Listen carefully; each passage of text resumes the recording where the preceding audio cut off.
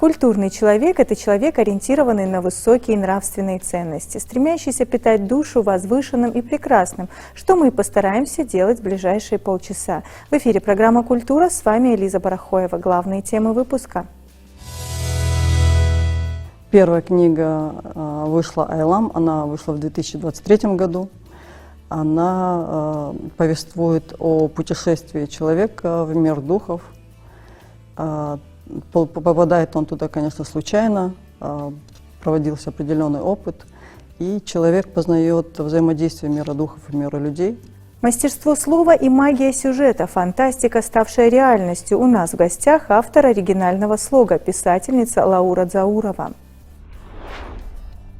Долгая дорога домой. В Государственном музее изобразительных искусств Республики Ингушетия состоялось торжественное открытие персональной выставки мастера декоративно-прикладного искусства Эсет Газдиевой. Битва за Кавказ. В Национальной библиотеке Республики Ингушетия имени Джамалдина Индиева прошла презентация нового научного издания. Долгая дорога домой. В Государственном музее изобразительных искусств Республики Ингушетия состоялось торжественное открытие персональной выставки мастера декоративно-прикладного искусства, общественного деятеля, члена Союза писателей Российской Федерации, заслуженного работника культуры Республики Ингушетия Эсет Ахмедовны Газдиевой. Выставка приурочена к 82-й годовщине трагической даты в истории ингушского народа – депортации 23 февраля 1944 года, когда люди были несправедливо и жестоко отправлены в ссылку, в которой ингушский народ проявил мужество и героизм. Выставка, которая сегодня открылась в Государственном музее изобразительных искусств Республики Ингушетия, выражает, показывает и демонстрирует всем, что происходило с нами, какие последствия этой депортации мы испытали. Творчество Эсет Газдиевой многогранно. Она известна как поэтесса и писательница, автор 19 книг, 9 из которых написаны на ингушском языке. Ее произведения затрагивают важные темы сохранения родного языка и культуры, воспитания нравственных ценностей. Эсет Ахмедовна является членом Союза писателей России и заслуженным работником культуры региона, а также лауреатом конкурса «Золотое перо Ингушетии». Помимо литературного творчества, Эсет Газдиева увлекается декоративно-прикладным искусством. Она создает уникальные миниатюрные домики, воспроизводящие облик традиционных ингушских жилищ, используя в своей работе самые разные материалы. Я участвовала в выставках и за границей, и в российских городах, и в Ингушетии. Но это моя первая персональная выставка. Она посвящена трагической дате нашего народа, 23 февраля, день выселения нашего народа из своих родных очагов, и называется «Долгая дорога домой». Я миниатюры делаю очень давно, можно сказать, с детства. Это мое хобби, которое переросло в как-то любимое дело и дошло до такой вот выставки. Сегодня здесь главная моя экспозиция, которая здесь представлена, это экспозиция 44-й. Это мои куклы и вагон. Постаралась передать эту картину, как они выходили из вагона и шли, в каком состоянии были эти люди. Вот. Здесь представлены не все мои экспонаты, я постаралась представить то, что ближе к теме, ближе к народу. Меня, конечно, сегодня очень обрадовало, поразило то, что людям это так понравилось, все пришли, все дали высокую оценку моим работам. И особенно меня порадовало очень неожиданно, что меня приняли в Союз художников Республики Ингушетия. Для меня это очень высокое звание, очень высокая награда, очень высокая, можно сказать. И я постараюсь еще побольше поработать, потому что как бы член Союза художников уже, наверное, обязан. Если я так была свободным художником, то теперь я уже член Союза художников, и меня это больше обязывает к работе. На открытии выставки в зале музея собрались многочисленные гости, родственники и друзья Эсет Ахмедовны, представители творческой интеллигенции, депутаты, сотрудники министерств и ведомств, общественные деятели, почитатели ее таланта. Атмосфера вечера была наполнена искренней теплотой, уважением и благодарностью к автору.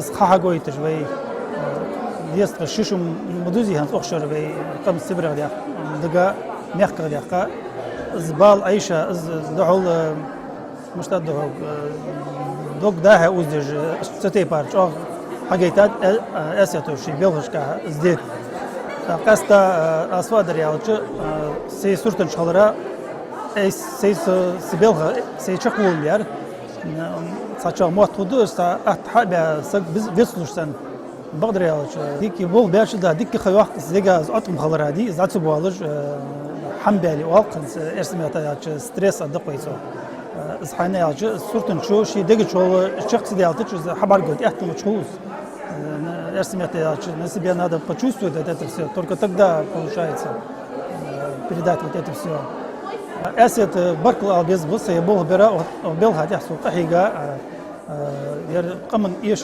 خلص ضده شندق أستا تحتياج تحين دعوة تيزج صار أو مصل يسد دولج ازدي دست ضده تج قد عاخو ازدي خد دولج ده هم شاش كخر ضده باه بيزج مقتل عليه بيزج تحت بواج نبي صدا يا راسخ آسينا سنو صدق أوز قحيج موزي كل هوشته سيجر بركوا بيز مرسى دال ازدي قوي بوصل ناخا تمدوال دال موجج مارش долуж марш волы. С приветственным словом выступили представители органов власти и министерств, депутаты, коллеги и близкие художницы. В своих выступлениях они отмечали многогранность таланта Эсет Ахмедовны, ее вклад в сохранение ингушского языка и культуры, активную общественную деятельность и преданность исторической памяти народа. Гости говорили о ее высокой гражданской позиции, душевной щедрости и умении через искусство передавать глубокие переживания и боль народа. В адрес Эсет прозвучало множество теплых слов и пожеланий дальнейшего творческого вдохновения.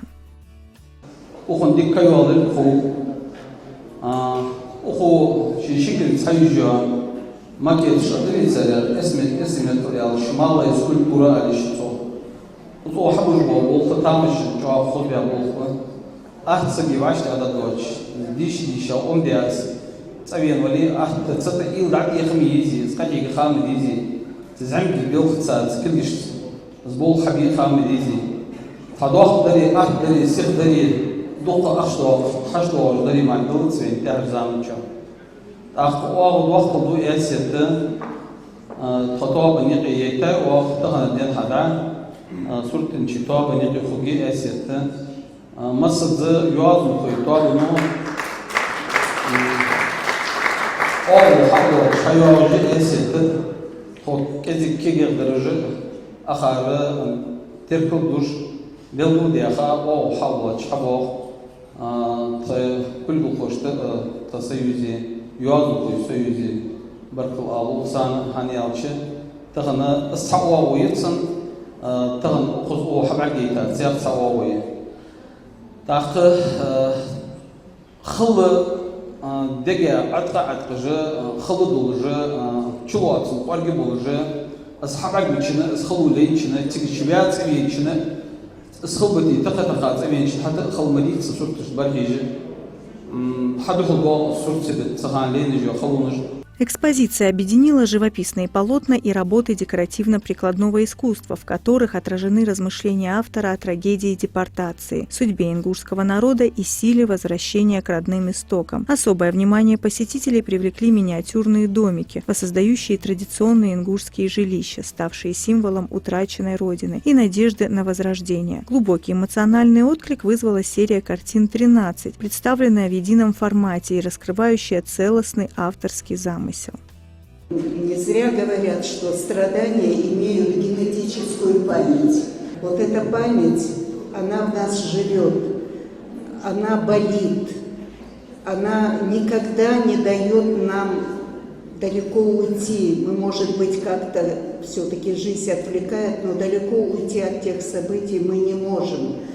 И никогда не уйдем. Она вечная, как тут было уже сказано. Вот говоря о сути, о том, что у Аси болит, и это сочетается с тем, у кого это болит, вот это все отражено в ее замечательных картинах. Во-первых, обратите внимание вот на эти силуэты.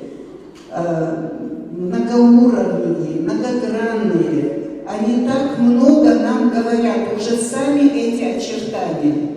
Посмотрите, какое цветовое решение. Даже если мы пристально не будем разглядывать, что именно изображено на этих картинах, мы видим, что они имеют трагическую окраску. Они очень насыщены вот такими горестными оттенками, вернее, оттенками горести, скорби, боли.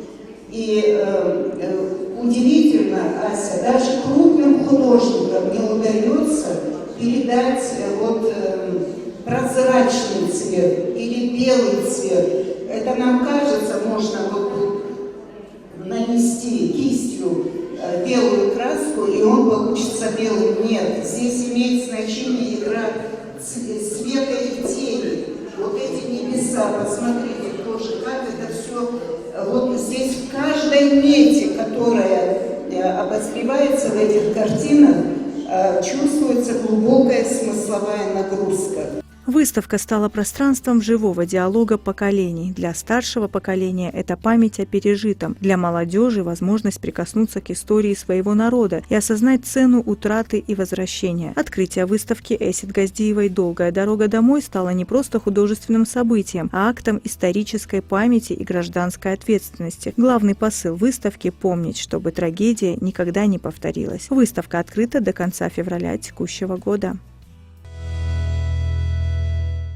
«Убегающие сердца», «Руки солнца», «Айлам». Эти загадочные названия произведений принадлежат талантливой писательнице Лауре Дзауровой. Ее слог весьма оригинален, а сами произведения переносят нас в фантастический мир, волнуют и вызывают интерес дочитать до конца. Благодаря мастерству автора параллельный мир кажется близким и доступным каждому читателю. Мы пригласили Лауру к нам в студию, чтобы узнать побольше о ее творчестве. Мы рады приветствовать вас. Лаура, для начала расскажите, как давно вы начали писать и что вас вдохновило? Первая книга вышла «Айлам», она вышла в 2023 году. Она повествует о путешествии человека в мир духов.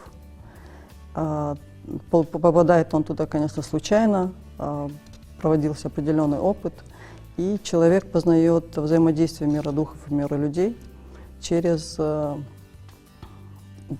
внутреннее погружение.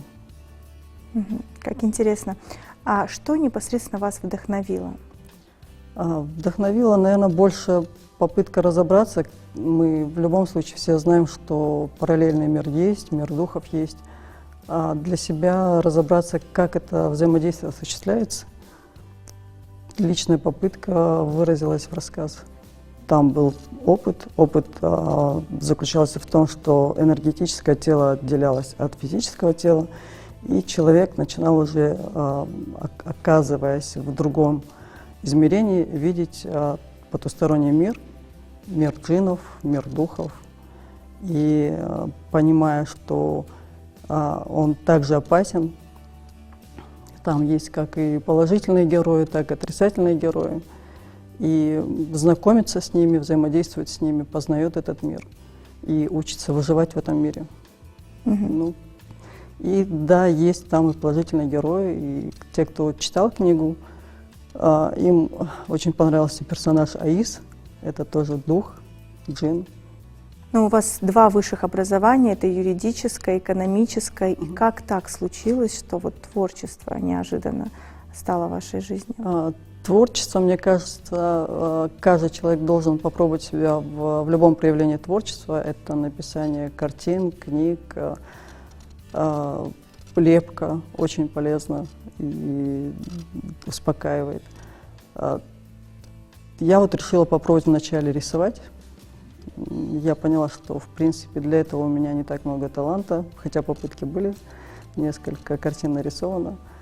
Потом решила попробовать написать, потому что иногда человеку надо, чтобы его мысли были структурированы и немножко были освобождены от этого мира.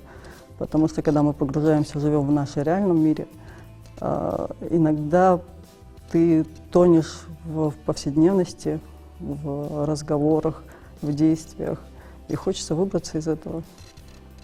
Как глоток свежего воздуха. Да, и написание книг, в принципе, этому помогает. ты создаешь свой мир, какую-то свою реальность, и потом получаешь плоды в виде книги. Пишете вы с 2023 года. года, да, и получается за такой короткий срок у вас уже 3 книги, 3 издания. Ну да, это 3 рассказа, небольшие они, в принципе, по объему, поэтому сказать, что я плодотворный писатель, не могу, потому что они небольшие по объему рассказа. Но тем не менее, часто у авторов уходит несколько лет на одно произведение, а у вас, видимо, был такой вот подъем творческий, было вдохновение. И кто является первым человеком, который читает после того, как произведение уже написано? Кому вы доверяете? Ну, самые первые — это мои домашние. Обязательно критика мамы, потом мой брат. Первый читает мама, Первые да? читатели — это мама и мой брат. И, соответственно, от мамы всегда идет критика.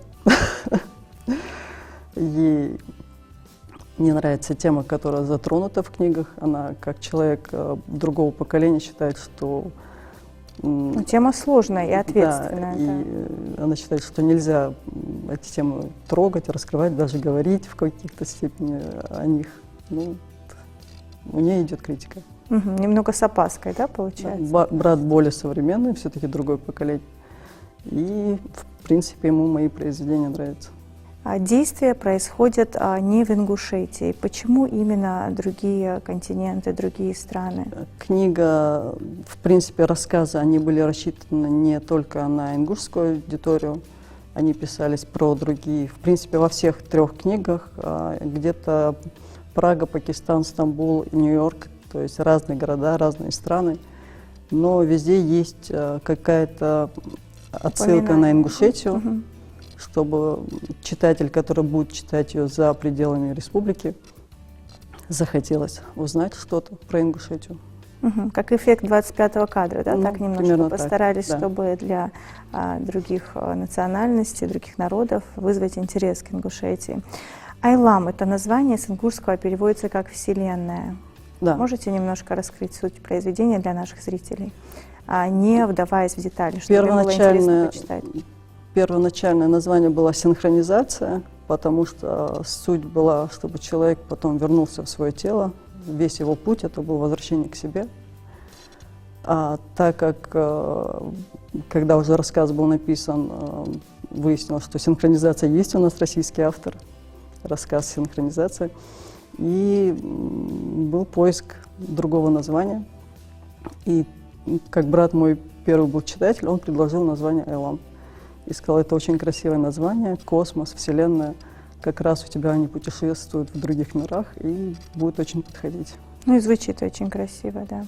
Было ли такое вот в процессе написания, что вам хотелось полностью просто все перечеркнуть, уничтожить, и как вы справляетесь с самокритикой? Перечеркнуть не было, у меня просто идет процесс переписания. То есть если основа, идея какая-то остается, часто сами рассказы в процессе трансформируются очень сильно. Иногда герои живут своей жизнью, да? Да, то есть идея остается. Например, так было у меня с 3-м рассказом «Убегающие сердца». Я, как и читатель, узнала, кто действительно убийца в самом конце. Вы сами еще не знали, да, к чему это? Да, поэтому читала писала, как читала в первый раз. Но в этом, наверное, и своя прелесть, да, у каждого свои методы при написании произведений. Вот как у вас все это происходит, можете поделиться? У меня в рассказах очень мало описаний, так как я стараюсь, чтобы читатель много сам для себя дорисовывал. То есть мало описаний главных героев, мало описаний. Это намеренно, да, сделано? Да, это намеренно, чтобы у каждого, кто читает, своя картинка выстраивалась, как сказал Квентин Тарантино, каждый видит свой фильм, так у меня каждый читает свою книгу, потому что у кого-то главный герой будет светлым, у другого будет другой расы. Кому что подходит, да? Вы оставили выбор за да. читателем. То есть там нет описаний таких прям прямых. Детали. И, соответственно, само построение рассказов, оно строится так, чтобы читатель видел фильм без лишних описаний. То есть Больше динамики, больше действий. Да, небольшой фильм при прочтении. А если кто-то из режиссеров захочет экранизировать, то получается, скорее всего, вы не согласитесь, если вы не хотите накладывать определенное клише на героев, даже образное. Нет, это право читателя рисовать своих героев, как они хотят. А если дал Андали такое будет суждено и будет экранизация, то, в принципе, тот режиссер, кому я доверюсь, он вправе будет иметь, выбрать того героя, такой образ для героя, какой он хочет. То есть вы будете согласны, да? То есть Конечно. индивидуальное его уже видение героя, каким он... Если я доверяю человеку, то, соответственно, я доверяю его работе. Но очень часто бывает так, что ты прочел книгу, особенно это касается мировой классики, а потом видишь экранизацию, и у тебя как будто бы рушится все, что ты до этого знал об этом произведении, об этой истории, и ты представлял это все совсем по-другому. Да, конечно. Поэтому вы этого не боитесь, да? У меня нет такого опыта, я не могу сказать, что я боюсь. У меня есть личный опыт, например, после прочтения «Шантарам». У меня было свое видение экранизации, но вот когда вышел на экран фильм, я не смогла его смотреть, к примеру. Вот один из примеров. Настолько разнилось, да, в вашем восприятии? Ну, для меня, да. А сейчас работаете над новым произведением, и как оно будет называться, о чем оно, если не секрет? Ну, в проектах есть 3 рассказа. Один из них – это продолжение книги «Айлам». В принципе, я не планировала продолжение писать, но мои читатели постоянно переживали за одного из героев, он из мира духов, его зовут Аис, что тема, то, что с ним произошло, не раскрыта. И вот один из 3 рассказов, который в работе, он называется «Аис», и будет посвящено именно той теме, что с ним произошло и почему он внезапно исчез. То есть сами читатели потребовали продолжения рассказа? Ну, не те читатели, которые меня знают, да, мои близкие, друзья, коллеги, те, кто читал. А в обратном... И они именно вот их вопросы, куда он делся, меня вдохновили на то, чтобы писать продолжение. Одно из ваших произведений называется «Руки солнца». Очень красивое название. Расскажите подробно об этом. «Руки солнца», если первая книга «Айлам», она повествует про мир духов, то вторая книга «Руки солнца», она больше пытается раскрыть мир ангелов с позиции различных религий. И их отношение к ангелам, и как они взаимодействуют с нами, с людьми, и с тем же миром духов. То есть такое красивое название, оно связано с ангелами, как интересно. Ну и мистический детектив «Убегающие сердца». Думаю, зрителям из ваших уст будет интересно узнать о написании данного произведения. Да, «Убегающие сердца» — это попытка попробовать себя в новом жанре. Это жанр детектив. Хотя основа все равно мистическая. Основа мистическая, и в любом случае мы возвращаемся к миру духов и взаимодействуем с людьми, но через раскрытие преступлений, которые были совершены, и в жизни так бывает, что совершаются под влиянием потустороннего мира. Да? У вас очень красивое имя, но почему-то книги выпускаются под псевдонимом Саида СС. С чем это связано? Да, я как-то не решилась изначально выпускать книги под своим именем и фамилией, и выбрала псевдоним. В принципе, имя Саида — это мое второе имя, поэтому выбор был как бы очевиден. Ну и просто было созвучно. 2 буковки «С» — это уже просто к Саида имени, это да? Ближе, да, просто к Саиде, и все. Никакого смысла другого как бы не вкладывалось в псевдоним. Спасибо вам большое. Мы желаем вам удачной, плодотворной работы. Будем ждать новых произведений обязательно в нашей студии. Вновь встретимся. Удачи вам. Вам спасибо, что пригласили. Спасибо. Битва за Кавказ. В Национальной библиотеке Республики Ингушетия имени Джамалдина Индиева прошла презентация научного издания. «Битва за Кавказ» – это глубокое исследование одного из важных этапов Великой Отечественной войны, в котором собраны редкие архивные материалы, свидетельства очевидцев, изучены стратегические решения командиров и отражены подвиги защитников Кавказа. Руководителем авторского проекта выступил председатель правительства Республики Ингушетия Владимир Сластенин, который подчеркнул, что книга «Битва за Кавказ» основана на тщательном изучении архивов, полевых исследованиях и анализе, что позволило показать события Великой Отечественной войны на Кавказе с новых сторон. В этой книге мы вывели из тени подвиг именно ингушского народа, именно битва за Кавказ. На самом деле здесь был сломан хребет Гитлера. Это была самая большая танковая битва после битвы под Курской дугой, Прохоровка. Значит, 120 тысяч участников только с нашей стороны. И огромный перевес и в живой силе, и в технике врага. Вот посмотрите, там очень много архивных материалов. Со стороны Гитлера участвовало в битве 199 танков. С нашей стороны всего 45. И все превосходство было и в численности, и в людях. Но и жители Ингушетии, и всего Северного Кавказа выстояли и победили. На этом наша программа подошла к концу. Берегите себя и своих близких мира и добра всем. До новых встреч на телеканале Магаз.